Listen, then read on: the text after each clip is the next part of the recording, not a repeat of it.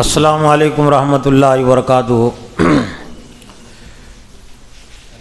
الحمد للہ نحمدہ ونستعینہ ونستغفرہ ونؤمن بہ ونتوکل علیہ ونعوذ باللہ من شرور انفسنا ومن سیئات اعمالنا۔ قال اللہ تعالی فی القرآن المجید والفرقان الحمید۔ فاعوذ باللہ من الشیطان الرجیم، بسم اللہ الرحمن الرحیم۔ وَأَن لَّيْسَ لِلْإِنسَانِ إِلَّا مَا سَعَىٰ وَأَنَّ سَعْيَهُ سَوْفَ يُرَىٰ ثُمَّ يُجْزَاهُ الْجَزَاءَ الْأَوْفَىٰ۔ صدق اللہ العظیم۔ وقال النبی صلی اللہ علیہ وسلم من يريد اللہ بخیر يفقهه فی الدین وإنما أنا قاسم واللہ یؤتی۔ معزز محترم اساتذہ اکرام اور عزیز طلبہ، آج کے اس ہفتے واری اجتماع میں ویسے زاد راہ کے طور پر، اختتامی خطاب کے طور پر ہمارے درمیان میں جو مہمان تشریف فرما ہیں، عزیزم حافظ محمد عامر صاحب، انہی کا خطاب ہوگا آخر میں، لیکن کچھ متفرق باتیں اور کچھ محترم مہمان کے تعارف کے حوالے سے، جس میں ایک طرح سے ادارے کا بھی تعارف شامل ہے، اس حوالے سے کچھ باتیں رکھنی ہیں۔ قرآن مجید کی جو آیت میں نے آپ کے سامنے پڑھی، یہ آیت بہت اصولی اور بنیادی آیت ہے۔ وَأَن لَّيْسَ لِلْإِنسَانِ إِلَّا مَا سَعَىٰ، اور نہیں ہے انسان کے لیے مگر وہی جو اس نے کوشش کیا۔ وَأَنَّ سَعْيَهُ سَوْفَ يُرَىٰ، اور پھر تاکید کے ساتھ زور دے کر یہ بات کہی گئی، اور ضرور حقیقت میں اس کی کوشش اسے دکھائی جائے گی۔ وَأَنَّ سَعْيَهُ سَوْفَ يُرَىٰ، حقیقت میں عنقریب اس کی کوشش اسے دکھائی جائے گی، اس کا وہ نتیجہ دیکھے گا، انعام دیکھے گا۔ ثم یجزاہ الجزاء الاوفیٰ، اور پھر پورا بدلہ اسے دیا جائے گا۔ اب اس آیت کی روح سے یہ بات ہم کو سمجھ لینا چاہیے، اور اللہ تعالیٰ نے ہر ایک کو سمجھا دی کہ اگر ہم کوئی انعام دیکھنا چاہتے ہیں، کوئی اچھا ہم بدلہ دیکھنا چاہتے ہیں، چاہے وہ تعلیمی لحاظ سے ہو، چاہے مقام اور مرتبے کے لحاظ سے ہو، عزت و احترام کے حوالے سے ہو، تو ہمارے لیے کوشش ضروری ہے۔ صرف دعا سے اور آرزو اور تمنا سے کوئی چیز نہیں ملتی۔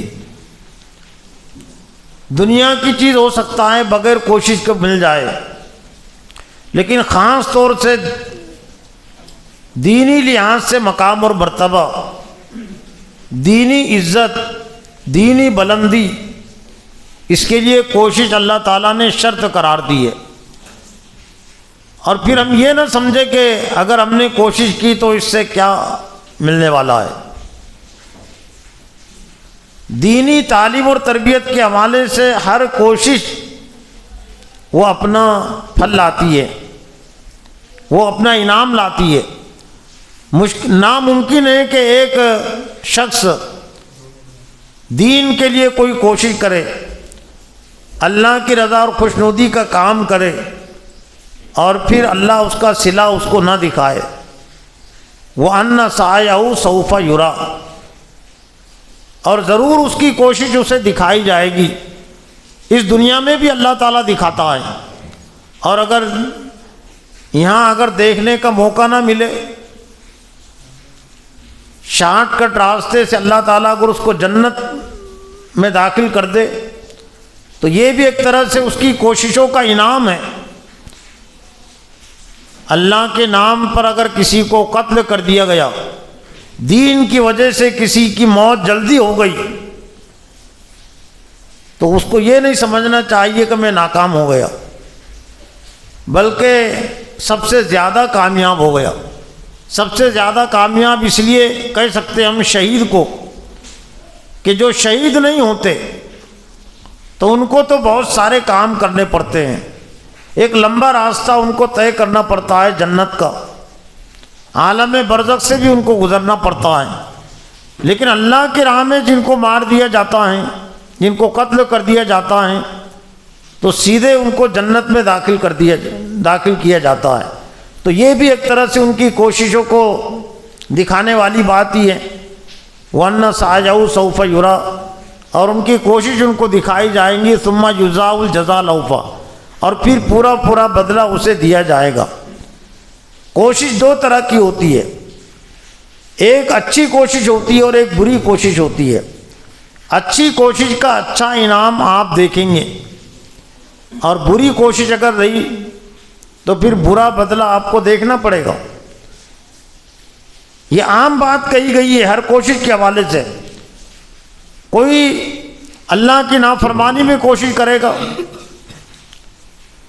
اللہ کے حکموں کو توڑنے کے لیے کام کرے گا، اساتذہ کو ناراض کرے گا، والدین کو ناراض کرے گا، اور جو بندوں کے حقوق عائد ہے کہ ایمان والے پر وہ ادا نہیں کرے گا، تو اس کا برا انجام، برا نتیجہ وہ اسی دنیا میں دیکھے گا۔ وَأَنَّ سَعْيَهُ سَوْفَ يُرَىٰ، یہ بات بھی آتی ہے کہ اگر کوئی گناہ کے کام کرے گا تو اس کا برا نتیجہ اور انجام اس کو دیکھنا پڑے گا، اور پھر پورا بدلہ اسے دیا جائے گا۔ جیسی کرنی ویسی بھرنی، اچھا کام کیا تو اچھا انعام بدلہ، اور برا کام ہم نے کیا تو برا بدلہ اس کو ملے گا۔ جیسا بوؤ گے ویسا کاٹو گے، یہ عام ہے مقولہ، جیسا بوؤ گے ویسا کاٹو گے۔ اگر کوئی ببول کا درخت بوئے تو آم کا درخت تو اس سے نہیں اگے گا، ببول کا درخت یعنی جس کو کانٹے لگتے ہیں، تو ببول کا درخت اگر کسی نے بویا تو ببول کا پودا ہی اس سے نکلے گا اور اس کو کانٹے لگیں گے۔ آم کا درخت کسی نے اگر بویا تو آم کے پھل اس کو آئیں گے۔ تو ایسے ہی یہ تعلیم کا معاملہ بھی ہے۔ دارالعلوم اشاعت القرآن کا قیام اسی لیے ہوا ہے کہ ہم اچھی کوشش کریں۔ اچھی کوشش میں سب سے اول نمبر کی کوشش دین کی سمجھ بوجھ ہم اپنے اندر پیدا کریں۔ اللہ کے رسول صلی اللہ علیہ وسلم نے فرمایا کہ من یرید اللہ بخیر یفقہہ فی الدین، اللہ جس کے ساتھ بھلائی کا ارادہ کرتا ہے اس کو دین کی سمجھ بوجھ عطا کرتا ہے۔ دین کی سمجھ بوجھ کا مل جانا یہ سب سے بڑی دولت ہے، سب سے بڑی نعمت ہے۔ یہ چند بنیادی باتیں میں نے میری اپنی تذکیر آپ کی تذکیر کے لیے اس موقع سے رکھی۔ آج کے اس ہفتے واری انجمن میں جن سے ہم کو استفادہ کرنا ہے، میرے لیے بھی، ادارے کے لیے بھی اور اساتذہ کے لیے بھی، طلبہ کے لیے بھی اس موقع پر خوشی کا موقع ہے، خوشی کی بات ہے کہ دارالعلوم اشاعت القرآن ہی کے ایک نمایاں فارغ، مثالی فارغ بھی ہم کہہ سکتے ہیں، اور یہ انجمن کے حوالے سے حافظ عالم محمد عامر کا تعارف اس لحاظ سے بھی جڑ جاتا ہے کہ جس طرح سے آپ ہفتے واری اجتماع میں انجمن میں شریک ہے، تو جب یہاں پڑھتے تھے تو اس موقع سے بھی ہفتے واری انجمن ہوتی تھی۔ یہ مسجد تو نہیں تھی، وہ ہال میں ہوتی تھی، اور ہال سے بھی پہلے، بلکہ جب ہال نہیں تھا تو ایک روم تھا ادھر، تین شیڈ، وہاں ہفتے واری انجمن ہوتی تھی، کبھی کمرے میں ہوتی تھی۔ تو اس انجمن میں جو طلبہ بہت محنت سے اور دلچسپی سے حصہ لیتے تھے اور نمایاں طور سے تقریریں پیش کرتے تھے، اعزازی میں جو شامل ہوتے تھے انہی میں سے حافظ محمد عامر بھی تھے کہ جنہوں نے کئی سال تک اعزازی حیثیت سے تقریر کی ہے۔ اعزازی کا مطلب آپ سمجھتے ہیں کہ پھر وہ نمبر میں شامل نہیں ہوتے، الگ سے ان کو نمبر دیا جاتا ہے خصوصی۔ دارالعلوم اشاعت القرآن کا جو چینل ہے، تو سالانہ جلسے میں جو اچھی تقریریں ہیں گزشتہ فارغین کی، تو ان میں سے حافظ محمد عامر کی بھی ہے۔ حافظ محمد عامر کی تعلیم ابھی جاری ہے۔ یہ بھی ادارے کے لیے، میرے لیے، آپ کے لیے اعزاز کی بات ہے کہ ویسے حافظ محمد عامر کا جو تعلق وطن پوسد ہی ہے، گڑھی واڑ ان کا وطن ہے، ان کے جو والد محترم ہے نذیر صاحب، وہ سیلوں میں کام بھی کرتے تھے، لیکن اب شاید ابھی زیادہ ان کا آنا کم ہو گیا۔ 90 سالانہ جلسے میں فراغت ہوئی ہے حافظ محمد عامر کی، دینیات کی تعلیم بھی یہی ہوئی ہے اور حفظ کی تکمیل بھی یہی ہوئی ہے۔ 90 سال میں فراغت کا مطلب کیا ہوتا ہے؟ یعنی اب گویا کہ 11 سال کا عرصہ، 20واں سالانہ جلسہ ہو چکا نا گزشتہ، تو گویا کہ 10 سال کا عرصہ ہو گیا، لیکن ابھی ایک ادارے میں ان کی تعلیم جاری ہے۔ یہاں سے فراغت کے بعد جامعۃ الفلاح ایک ادارہ ہے حیدرآباد میں ان کی عالمیت کی تعلیم ہوئی ہے۔ پھر 1 سال بنگلور میں بھی تعلیم ہوئی ہے تخصص فی الحدیث کے عنوان سے، اور پھر حیدرآباد کے ادارے کے توسط سے کچھ مخصوص طلبہ کا مدینہ یونیورسٹی میں نمبر لگا ہے۔ کتنے طلبہ؟ ہاں 6-7 طلبہ کا نمبر مدینہ یونیورسٹی، سمجھتے نا، مکہ مدینہ کا نام تو سنے ہوں گے نا، یہاں کا کوئی مدینہ سے مراد وہ مدینہ جہاں پر نبی صلی اللہ علیہ وسلم نے ہجرت کی ہے، جو اسلام کا ایک طرح سے مرکز ہے۔ اسلام کے 2 مراکز ہیں، ایک مکہ اور دوسرے مدینہ۔ تب یہ 1 سال پہلے وہاں یہ تعلیم میں داخل ہوئے ہیں مدینہ یونیورسٹی میں، اور تقریباً 5 سال وہاں ان کی تعلیم جاری رہے گی۔ اپنے پاس جہاں جیسے لمبی چھٹیاں رمضان میں ہوتی ہے، تو چونکہ وہاں حج ہوتا ہے تو حج کی مصروفیتوں سے وہاں جو لمبی چھٹی ہوتی ہے مدینہ یونیورسٹی میں یا عرب کے اداروں میں، وہ بقرعید کے موقع سے ہوتی ہے، 2 مہینے کی چھٹیاں ہوتی ہے بقرعید کے موقع سے، تو یہ چھٹیوں بھی یہاں آئے ہوئے تھے۔ تو مناسب سمجھا گیا کہ چونکہ دارالعلوم اشاعت القرآن کی یہ نمایاں مثالی فارغ بھی ہیں، تو دوسرے طلباء کو بھی ذرا تعارف حاصل ہو اور ان کو بھی ترغیب ملے کہ آج یہاں آپ تعلیم حاصل کر رہے ہیں، آپ کی ایسی لگن باقی رہی تو جس طرح سے اللہ تعالیٰ نے ان کو وہاں جانے کا موقع عطا کیا، مدینہ یونیورسٹی میں داخلہ، یہ بھی ایک اعزاز کی چیز ہے اس مدرسے کے لیے بھی، پوسد والوں کے لیے بھی، اور بھی دینی مدارس والوں کے لیے بھی۔ لوگ یہ سمجھتے ہیں کہ ترقی کے راستے صرف عصری تعلیم کے حوالے سے ہیں، دینی تعلیم کے حوالے سے بھی اللہ تعالیٰ نے دنیا میں ترقی کے راستے رکھے ہیں۔ شرط ہے کہ اس کے لیے ہم کچھ کوشش کریں، اپنی نیت کو بھی ہم خالص کریں۔ اصل ترقی وہ تو اللہ کی رضا خوشنودی کا مل جانا ہے، لیکن دنیا میں بھی اللہ تعالیٰ کچھ نام بھی عطا کرتا ہے، عزت بھی عطا کرتا ہے، یہ ایک طرح سے نقدی انعام ہے۔ اصل انعام وہ تو آخرت کا انعام ہے، اور اسی کی طلب اور جستجو ہر ایک کو رکھنی چاہیے۔ تو آپ بھی یہ انجمن میں کوشش کریں گے، جیسا کہ حافظ عامر کی بھی نمایاں کوشش رہتی تھی، تو آپ کو بھی اللہ تعالیٰ اچھی تقریر کا موقع بھی عطا کرے گا، آپ کے اندر وہ صلاحیت پیدا ہوگی، اور پھر آپ کی تعلیمی لگن باقی رہی تو دوسرے اداروں میں بھی آپ کا نام روشن ہوگا، اور پھر مدینہ یونیورسٹی میں سے آپ میں سے بھی کچھ جا سکتے ہیں، اس میں کوئی بڑی چیز نہیں ہے۔ تو اس موقع سے میں چاہتا ہوں کہ حافظ محمد عامر صاحب کچھ اپنے تعلیمی مشاہدہ تجربات بھی آپ کے سامنے رکھیں گے، اور کچھ اپنے تعلیمی رودات بھی، تاکہ اساتذہ کو بھی اور طلباء کو بھی کچھ اس سے حوصلہ بھی ملے اور کچھ تربیت اور تعلیم بھی انہیں حاصل ہو۔ حافظ محمد عامر سے گزارش ہے کہ وہاں کر۔ السلام علیکم ورحمۃ اللہ وبرکاتہ۔ الحمد للہ رب العالمین والصلاة والسلام علی رسولہ الکریم، اما بعد۔ اعوذ باللہ من الشیطان الرجیم، بسم اللہ الرحمن الرحیم۔ فاعلم انہ لا الہ الا اللہ واستغفر لذنبک۔ وقال النبی صلی اللہ علیہ وسلم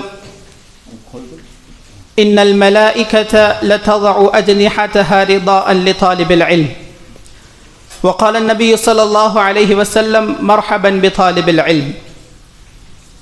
تمام قسم کی تعریف و توصیف، کبریائی و بڑائی، حمد و ثنا اللہ وحدہ لا شریک کے لیے لائق و زیبا ہے۔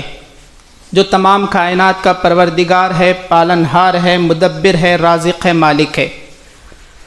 بعد از درود السلام ہو تمام انبیاء کرام پر، بالخصوص آخری نبی، پیارے نبی جناب محمد الرسول اللہ صلی اللہ علیہ وسلم پر۔ آج کی اس مجلس میں مختصراً میں گفتگو کرنے کی کوشش کروں گا انشاءاللہ۔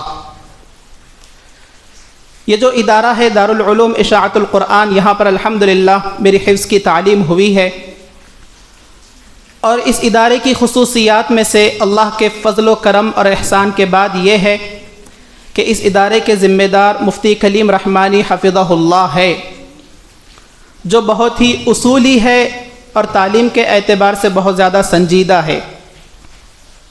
اور دوسری چیز کہ اس ادارے میں تعلیم کے ساتھ ساتھ تربیت کا بھی انتظام کیا گیا ہے کہ ایک طالب علم علم دین حاصل کرے اور جو اسلامی تربیت ہے، اسلامی اصول ہے، آداب ہے، اس کو بھی ذہن میں رکھے۔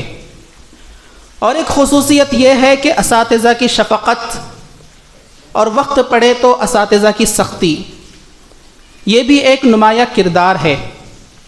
اور ایک خصوصیت یہ ہے کہ یہاں پر تقریر کا انتظام ہے، یعنی تقریری صلاحیت کو ابھارنے کا انتظام ہے۔ اور اللہ کے فضل و احسان کے بعد یہاں پر تقریر کرنے یا اسی طرح انجمنوں میں حصہ لینے کی وجہ سے اللہ کے فضل و احسان کے بعد مجھے بہت زیادہ فائدہ ہوا ہے، اور وہ ابھی تک میں محسوس کرتا ہوں باذن اللہ۔ تو اس ادارے کو ہم غنیمت جانیں۔ اگر ہم طلب علم کے لیے آئے ہیں، علم دین حاصل کرنے کے لیے آئے ہیں، تو اپنے وقت کو غنیمت جان کر علم دین میں لگ جائیں، اور اسی طرح جو تقریر کا میدان ہے اس میں بھی بڑھ چڑھ کر حصہ لینے کی کوشش کرے۔ اور علم دین کے لیے سب سے پہلے اخلاص اپنے اندر پیدا کرنے کی کوشش کرے، کیونکہ اگر اخلاص نہ ہوگا بلکہ ہماری نیت یہ ہوگی کہ ہم جو پڑھ رہے ہیں وہ لوگوں کو دکھاوے کے لیے پڑھ رہے ہیں، یا لوگوں کی تعریف سننے کے لیے پڑھ رہے ہیں، یا اسی طرح نام اونچا کرنے کے لیے پڑھ رہے ہیں، تو یاد رکھے اس پڑھائی کا کوئی فائدہ نہیں ہوگا۔ تو سب سے پہلے ایک طالب علم کے لیے جو ضروری ہے وہ ہے اخلاص، کہ میں جو بھی پڑھ رہا ہوں وہ اللہ کی رضا کے لیے پڑھ رہا ہوں، اللہ کو خوش کرنے کے لیے پڑھ رہا ہوں، تاکہ لوگوں کو میں دینی تعلیم دے سکوں اور جنت کا راستہ بتا سکوں اور جہنم سے دور رکھ سکوں باذن اللہ۔ تو یہ اخلاص ہے، کیونکہ اخلاص کے بغیر کوئی عمل مقبول نہیں ہوتا۔ اور اسی طرح ایک طالب علم کے لیے ضروری ہے کہ وہ وقت کو غنیمت جانے، کیونکہ آپ کا یہاں پر ایک ایک لمحہ، ایک ایک منٹ قیمتی ہے، اور اس بات کا پتہ آپ کو تب لگے گا جب آپ یہاں سے چلے جائیں گے، جب آپ یہاں سے فارغ ہو جائیں گے، تب آپ کو پچھتاوا ہوگا، افسوس ہوگا کہ اتنا طویل عرصہ میں نے ضائع کر دیا، برباد کر دیا۔ اگر کاش میں اس میں پڑھا ہوتا، محنت کیا ہوتا، تو میں بہت زیادہ آگے بڑھ جاتا۔ تو اس افسوس کے آنے سے پہلے پہلے ہم وقت کو غنیمت جانیں، اور جتنا ہو سکے پڑھائی پر دھیان دے، جتنا ہو سکے محنت کرے۔ اور اسی طرح ایک طالب علم کے آداب میں سے ایک ادب یہ بھی ہے کہ وہ اپنے اساتذہ کا احترام کرے، اساتذہ کا بھی احترام کرے، اور اپنے درمیان جو طلبہ ہے، دوست و احباب ہے، ان کا بھی احترام کرے۔ اور ایک ادب کہ دوستوں کا انتخاب اچھائی سے کرے، دوست کا انتخاب اس اعتبار سے نہ کرے کہ وہ بہت زیادہ لڑاکو ہے، دوست کا انتخاب اس اعتبار سے نہ کرے کہ اس کے پاس بہت زیادہ پیسہ ہے، نہیں، بلکہ اس کی صالحیت کی وجہ سے دوستی کو اپنائے۔ اگر وہ علم میں ہم سے اچھا ہے اس کی دوستی کو اپنائے، اگر وہ علم کے لیے ہمیں ابھارتا ہے، نمازوں کے لیے ابھارتا ہے، دینی باتوں پر ابھارنے والا ہے، تو ایسے دوست کا انتخاب کرے۔ جو سست ہے، کاہل ہے، نمازوں سے دور ہے، پڑھائی میں دلچسپی نہیں، ایسے دوستوں کا انتخاب نہ کرے۔ تو یہ چند آداب ہے جو طالب علم کے لیے ضروری ہے۔ اور یاد رکھیں، آپ طلباء ہیں، ہم طلباء ہیں الحمدللہ، اور طلباء کی فضیلت یہ ہے کہ پیارے نبی جناب محمد الرسول اللہ صلی اللہ علیہ وسلم نے فرمایا، ان الملائکۃ لتضع اجنحتها رضاء لطالب العلم، کہ فرشتے طالب علم کی خوشی کے لیے اپنے پروں کو بچھا دیتے ہیں۔ سبحان اللہ، یہ کن کی فضیلت ہے؟ یہ آپ کی اور ہماری فضیلت ہے، کیونکہ ہم علم دین حاصل کر رہے ہیں، تو ہم اپنے آپ کو حقیر، کمتر، معمولی نہ سمجھے، بلکہ اللہ کے نزدیک ہمارا مقام و مرتبہ عظیم ہے۔ آپ صلی اللہ علیہ وسلم کے پاس ایک صحابی رسول آتے ہیں اور کہتے ہیں اللہ کے رسول صلی اللہ علیہ وسلم میں آپ سے علم دین حاصل کرنے کے لیے آیا ہوں۔ آپ صلی اللہ علیہ وسلم ان سے کہتے ہیں مرحباً بطالب العلم، کہ اے طالب علم تمہارا استقبال ہے، تمہیں خوش آمدید ہے، تم طالب علم ہو، تمہارا استقبال ہے۔ استقبال کس نے کیا طلبہ کا؟ پیارے نبی جناب محمد الرسول اللہ صلی اللہ علیہ وسلم نے کیا۔ اللہ کا شکر ہے، اللہ کا احسان ہے کہ ہم قرآن کو پڑھتے ہیں، پڑھاتے ہیں، سیکھتے ہیں، سکھاتے ہیں، اور یہ اللہ کا کلام ہے، اور اللہ نے ہمیں طاقت دی ہے، استطاعت دی ہے کہ ہم پڑھتے ہیں، پڑھاتے ہیں، سیکھتے ہیں اور سکھاتے ہیں اور دوسروں تک پھیلاتے ہیں۔ ورنہ قرآن اتنا عظیم ہے، اس کا بوجھ اتنا عظیم ہے، یہ اتنا وزنی ہے کہ اللہ فرماتا ہے لو انزلنا هذا القرآن على جبل لرأيته خاشعا متصدعا من خشیۃ اللہ، کہ اگر ہم اس قرآن کو کسی پہاڑ پر نازل کرتے تو آپ دیکھتے کہ اللہ کے خوف سے، اللہ کی خشیت سے اور قرآن کے وزنی بھاری ہونے کی وجہ سے پہاڑ ریزہ ریزہ ہو جاتا، چورا چورا ہو جاتا۔ اور یہی وجہ ہے کہ آپ صلی اللہ علیہ وسلم پر وحی نازل ہوتی تھی۔ کئی اس کے طرق ہے، جن میں سے ایک طریقہ ہے کہ مثل صلصلۃ الجرس، آپ صلی اللہ علیہ وسلم فرماتے ہیں کہ بعض اوقات وحی میرے پاس ایسے آیا کرتی تھی گویا کہ گھنٹی کے مسلسل بجنے کی مجھے آواز آیا کرتی تھی۔ اور آپ صلی اللہ علیہ وسلم فرماتے ہیں وَهُوَ أَشَدُّهُ عَلَيَّ، اور یہ کیفیت مجھ پر بہت زیادہ سخت گزرا کرتی تھی۔ اور حضرت عائشہ رضی اللہ تعالی عنہ فرماتی ہے کہ سخت سردی کا موسم ہوتا، لیکن جب وحی نازل ہوتی تو آپ صلی اللہ علیہ وسلم پسینے سے شراب بور ہو جاتے۔ یہ ہے وحی کی سختی، یہ ہے قرآن کا وزن جسے اللہ تبارک و تعالی نے ہم انسانوں پر نازل کیا، اور اللہ نے ہمیں پڑھنے کی توفیق دی، ہمارے لیے پڑھنا آسان کر دیا، لکھنا آسان کر دیا، پڑھانا آسان کر دیا، درس و تدریس آسان کر دی، اور لوگوں تک پہنچانا آسان کر دیا۔ یہ اللہ کا فضل و احسان ہے۔ اور یاد رکھے، جو قرآن والا ہوتا ہے، جو ماہرین قرآن میں سے ہوتا ہے، جو قرآن کو سب سے زیادہ پڑھنے والا ہوتا ہے، وہ سب سے زیادہ عظیم ہوتا ہے۔ عثمان بن عفان رضی اللہ تعالیٰ عنہ راوی حدیث ہے، صحیح بخاری اور صحیح مسلم کی روایت ہے، پیارے نبی صلی اللہ علیہ وسلم کا فرمان ہے خیرکم من تعلم القرآن وعلمہ، خیرکم من تعلم القرآن وعلمہ، کہ تم میں بہترین شخص وہ ہے جو قرآن کو سیکھے اور دوسروں کو سکھائے۔ دنیا میں علوم بہت سارے ہیں، بہت سے علوم ہیں، لیکن سب سے اہم علم، سب سے افضل علم، سب سے زبردست علم اگر کوئی ہے تو وہ کتاب اللہ یعنی قرآن مجید کا علم ہے۔ دنیا میں اساتذہ بہت ہے، ٹیچرز بہت ہے، پڑھانے والے بہت ہے، لیکن سب سے عظیم اساتذہ اگر کوئی ہے، سب سے عظیم معلمین اگر کوئی ہے، سب سے افضل اساتذہ اگر کوئی ہے تو وہ کتاب اللہ کو سکھانے والے ہیں، قرآن مجید کو پڑھانے والے ہیں۔ اور دنیا میں طلبہ بہت ہے، اسٹوڈنٹس بہت ہے، پڑھنے والے بہت ہے، لیکن سب سے عظیم پڑھنے والے، سب سے عظیم اسٹوڈنٹس اگر کوئی ہے تو وہ کتاب اللہ کے طلبہ ہے۔ سبحان اللہ۔ آپ صلی اللہ علیہ وسلم نے فرمایا خیرکم من تعلم القرآن وعلمہ، تم میں بہترین شخص وہ ہے جو قرآن کو سیکھے اور دوسرے کو سکھائے۔ قرآن کے ماہرین کے لیے آپ صلی اللہ علیہ وسلم نے یہ بھی عظمت اور فضیلت بتلائی ہے کہ قرآن کے ماہرین کو اللہ تبارک و تعالی جنت میں داخل کرے گا اور جنت میں بھی ان کے درجات کو بلند فرمائے گا۔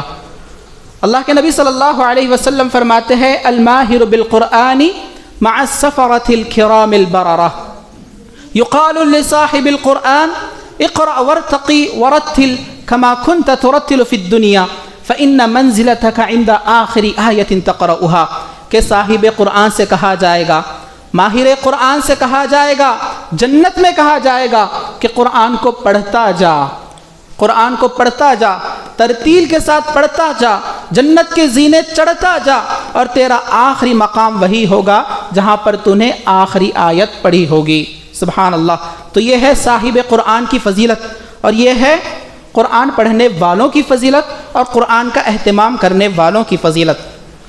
اللہ کے نبی صلی اللہ علیہ وسلم نے قرآن کے ماہرین کی عظمت کے بارے میں یہ بات بھی ارشاد فرمائی کہ جو قرآن کے ماہر ہوتے ہیں، قرآن کے قاری ہوتے ہیں، قرآن کے پڑھنے والے ہوتے ہیں، قرآن کا اہتمام کرنے والے ہوتے ہیں، یہ وہ لوگ ہیں جن پر تم رشک کرو، جو قابل رشک ہے۔ دنیا میں بہت سارے لوگ ہیں، بڑے بڑے لوگ ہیں، مالدار لوگ ہیں، حسب و نسب والے لوگ ہیں، لیکن ان کی وجہ سے، مالداری کی وجہ سے، افراد کی وجہ سے یا دنیا میں حسب و نسب کی وجہ سے وہ قابل رشک نہیں ہے۔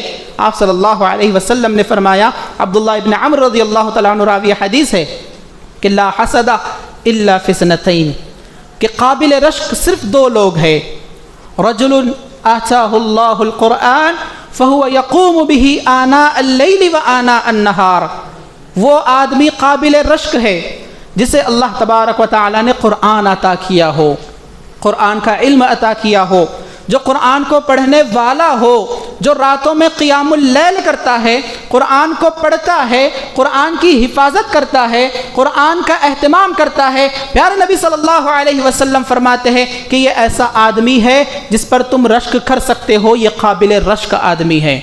اور دوسرا وہ جسے اللہ نے مال عطا کیا ہے اور وہ اللہ کے مال کو اللہ کے راستے میں دنوں رات خرچ کرتا ہے، تو اللہ کے نبی صلی اللہ علیہ وسلم نے فرمایا کہ یہ بھی قابل رشک ہے۔ یاد رکھیں کہ جو قرآن کی مجلسیں ہوتی ہے، جو ذکر کی مجلسیں ہوتی ہے، جو تعلیم و تعلم کی مجلسیں ہوتی ہے، وہ مدارس میں پڑھنے والے طلباء کے لیے بہت زیادہ ہوتی ہے۔ تعلیم و تعلم کی مجلسیں، ذکر کی مجلسیں، یا ایسی مجلسیں جس میں اللہ اور اس کے رسول کا بیان ہو رہا ہو۔ مثال کے طور پر یہ ہماری آج کی مجلس لے لیں، یہ بھی ایسی مجلس ہے جس میں اللہ تبارک و تعالیٰ کی توحید کو بیان کیا جاتا ہے، توحید کو بیان کیا جاتا ہے، اللہ کی معرفت کو بیان کیا جاتا ہے، نبی صلی اللہ علیہ وسلم کے فرمان کو بیان کیا جاتا ہے۔ تو یہ کون سی مجلس ہوئی؟ ذکر کی مجلس ہوئی۔ اور ذکر کی مجلس کی اہمیت اتنی عظیم ہے کہ ایک حدیث کہہ کر میں اپنی بات کو ختم کرتا ہوں۔ نبی کریم صلی اللہ علیہ وسلم کا فرمان ہے کہ دنیا میں چند فرشتے ایسے ہیں جن کا کام ہی یہ ہے کہ وہ ایسی مجلسوں کو تلاش کرتے ہیں جن میں اللہ کی بڑائی بیان کی جا رہی ہے، اللہ کی کبریائی بیان کی جا رہی ہے، توحید کو بیان کیا جا رہا ہے، کتاب اللہ، قال الرسول، قال اللہ، یہ بیان کیا جا رہا ہے۔ تو وہ مجلسوں کو ڈھونڈتے ہیں، دنیا میں وہ فرشتے ایسی مجلسوں کو، ذکر کی مجلسوں کو ڈھونڈتے ہیں۔ جب انہیں ایسی مجلس مل جاتی ہے تو ان میں سے بعض سے کہتے ہیں ہلموا الی حاجتکم، کہ جس کی تلاش تمہیں تھی وہ مجلس تو یہاں پر ہے، جاؤ۔ تو فرشتے آتے ہیں اور اس مجلس کو ڈھانک لیتے ہیں۔ پیارے نبی صلی اللہ علیہ وسلم فرماتے ہیں کہ جب فرشتے ڈھانپ لیتے ہیں تو ایک بندہ اپنے دل میں سکون اور اطمینان محسوس کرتا ہے۔ مجلس ختم ہو جاتی ہے، ذکر کی مجلس ختم ہو گئی، تعلیم و تعلم کی مجلس ختم ہو گئی، فرشتے اللہ کے پاس جاتے ہیں۔ اللہ کو سب معلوم ہے، اللہ تو دلوں کا حال جانتا ہے، لیکن اللہ فرشتوں سے پوچھتا ہے کہ اے فرشتوں، میرے بندوں کو تم نے کس حال میں پایا؟ فرشتے کہتے ہیں اے اللہ، ہم نے تیرے بندوں کو پایا کہ وہ تیرا ذکر کر رہے ہیں، تیری بات کر رہے ہیں، تیری توحید کو بیان کر رہے ہیں، اللہ اور اس کے رسول کی بات کر رہے ہیں، تیری کبریائی عظمت اور جلالت کو بیان کر رہے ہیں۔ اللہ فرماتا ہے کہ میرے بندے کس چیز کا مطالبہ مجھ سے کر رہے ہیں؟ فرشتے کہتے ہیں اللہ، تیری جنت کا مطالبہ وہ تجھ سے کرتے ہیں، تیری جنت کو وہ تجھ سے مانگتے ہیں۔ اللہ کہتا ہے اے فرشتوں، کیا میرے ان بندوں نے میری جنت کو دیکھا ہے؟ فرشتے کہتے ہیں پروردگارہ نہیں دیکھا۔ اللہ کہتا ہے اگر وہ میری جنت کو دیکھ لیتے، فرشتے کہتے تب تو ان کا شوق اور بڑھ جاتا، وہ بہت زیادہ جنت کو مانگتے، جنت کا مطالبہ کرتے۔ اللہ کہتا ہے اے فرشتوں، وہ کس چیز سے میری پناہ طلب کر رہے تھے؟ فرشتے کہتے ہیں اللہ، تیری بنائی ہوئی جہنم سے وہ لوگ پناہ طلب کر رہے تھے۔ اللہ کہتا ہے کہ اے فرشتوں، کیا انہوں نے میری بنائی ہوئی جہنم کو دیکھا ہے؟ فرشتے کہتے ہیں اللہ نہیں دیکھا۔ اللہ کہتا ہے اگر وہ جہنم کو دیکھ لیتے، فرشتے کہتے ہیں تب تو وہ بہت زیادہ ڈرتے، بہت زیادہ تیری پناہ طلب کرتے اور بہت زیادہ استغفار کرتے۔ اللہ کہتا ہے کہ اے فرشتوں گواہ رہنا، اے فرشتوں گواہ رہنا، آج جو لوگ مجلس میں بیٹھے ہوئے ہیں جہاں پر میری عظمت کبریائی بیان کی جا رہی ہے، جو ذکر کی مجلس ہے، دینی مجلس ہے، آج میں نے ان تمام بیٹھنے والوں کو بخش دیا ہے، مغفرت ان کے حق میں لکھ دی ہے۔ سبحان اللہ۔ فرشتوں میں سے ایک فرشتہ اللہ سے کہتا ہے کہ اے اللہ، اس مجلس والوں کو تو نے بخش دیا، جبکہ اس میں ایک شخص ایسا بھی تھا جو ذکر کے لیے نہیں آیا تھا، تعلیم کے لیے نہیں آیا تھا، مجلس میں بیٹھنے کے لیے نہیں آیا تھا، بلکہ اسے کسی سے ملنا تھا، چلتے چلتے وہ بیٹھ گیا تھا، اپنی غرض سے آیا ہوا تھا۔ اللہ فرماتا ہے ہم القوم لا یشقی بہم جلیسہم، کہ مجلس ایسی ہے، مجلس میں بیٹھنے والے ایسے ہیں کہ جنہیں ملنے والی بھلائیوں اور برکتوں سے کوئی شخص محروم نہیں ہو سکتا، لہٰذا میں نے اسے بھی بخش دیا ہے جو اپنی غرض سے آیا تھا لیکن مجلس میں بیٹھ گیا تھا۔ سبحان اللہ۔ تو یہ عظمت ہے طلب علم کی، یہ عظمت ہے دینی مجلسوں کی، یہ عظمت ہے تعلیم اور تعلم کی، یہ عظمت ہے قرآن کو سیکھنے اور سکھانے کی۔ تو ہمیں چاہیے کہ ہم ان عظمتوں کو سمجھیں اور اپنے آپ کو حقیر، کمتر اور معمولی نہ سمجھے، کیونکہ اللہ کے پاس ہمارا مقام بہت عظیم ہے۔ اللہ سے دعا ہے کہ اللہ تبارک و تعالی ہمیں علم دین حاصل کرنے کی توفیق عطا فرمائے اور علم دین میں اخلاص پیدا کرنے کی توفیق عطا فرمائے، اور جو ہم علم حاصل کر رہے ہیں اللہ اس پر عمل کرنے اور دوسروں تک پہنچانے کی توفیق عطا فرمائے۔ آمین یا رب العالمین۔ وآخر دعوانا ان الحمد للہ رب العالمین۔ السلام علیکم ورحمۃ اللہ وبرکاتہ۔